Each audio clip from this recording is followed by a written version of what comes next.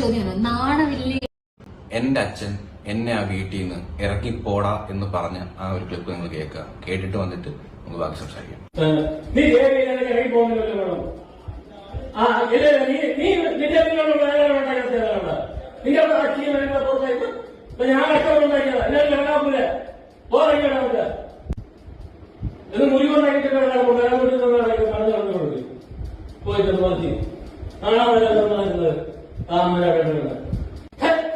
ഇങ്ങനെയൊന്നുമില്ല.